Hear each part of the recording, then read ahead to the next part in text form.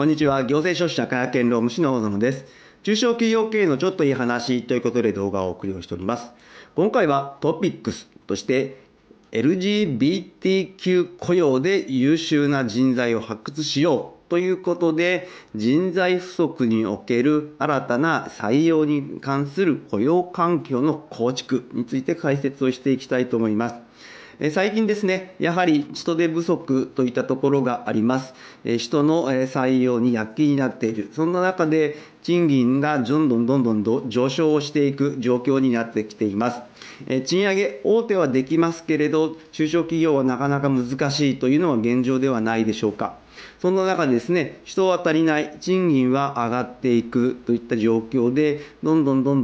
倒産件数が増えている。2023年は8000件ほどだったところですけど、2024年は1万件を超えるのではないか、そして全業種において倒産件数は増加をしている状況になってきています。では、中小企業が今後人を採用していく上で、どのような策を打ったらいいかというところになってくると、今現状、個人的にはですね、もう LGBTQ の市場を狙っていくしかないのかなというふうに思います。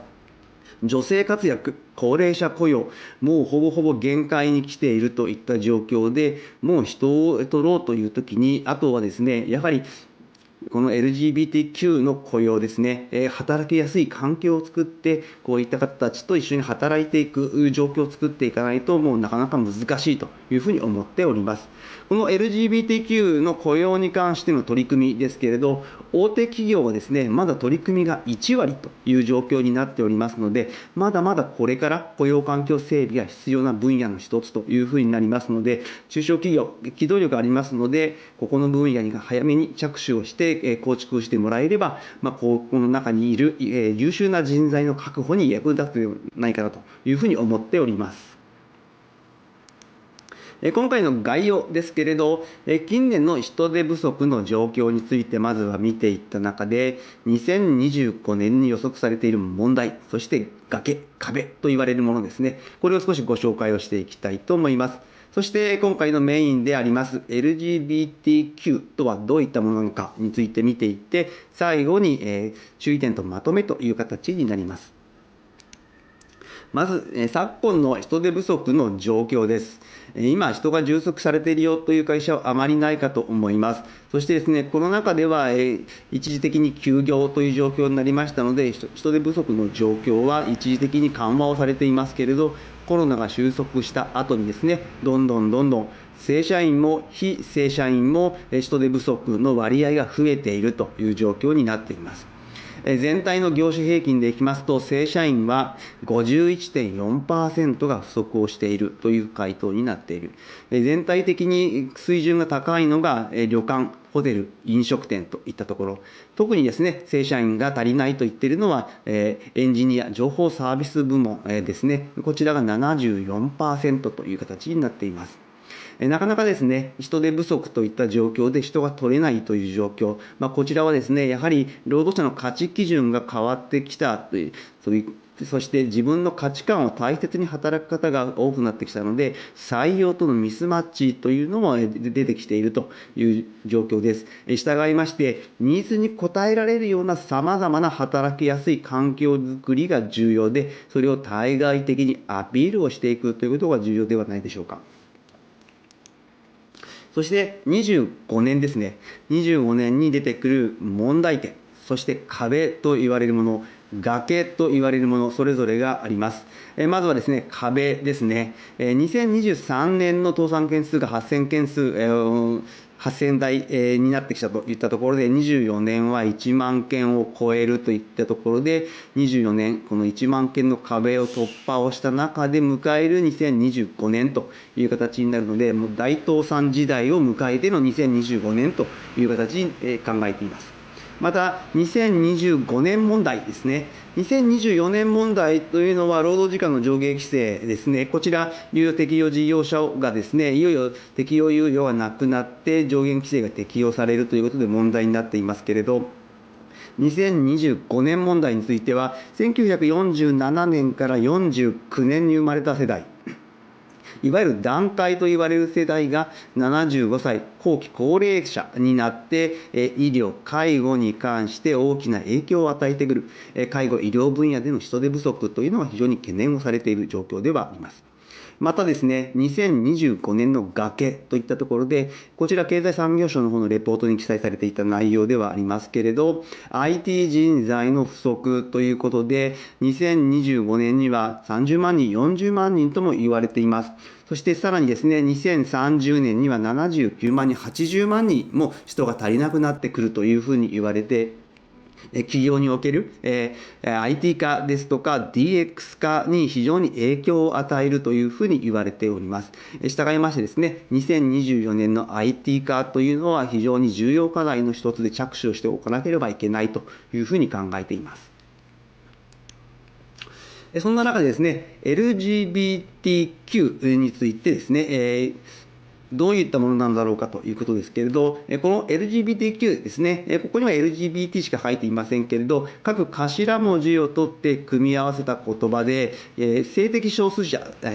セクシャルマイノリティの方の総称という形になっています。いわゆるレズビアン、ゲイ、バイセクシャル、トランスジェンダーと言われる方たちに関しての総称という形になります。この LGBT ですけれど、日本でどのくらいの割合がいるのかというと、こちらはあくまでも推計でしかないんですけれど、3% から 10% と言われているという形です。ただですね、今現在の Z 世代と言われる方に関しては、自分がセクシャルマイノリティ、LGBTQ かという、アンケートに関しては、約2割の方がですね、そうだと答えているということで、やはりですね、今後、日本における LGBT 割合っていうのは、どんどん増えてくる。今の Z 世代が主力になってきたところで、もう 20% を超えてくるのではないかなというふうに思います。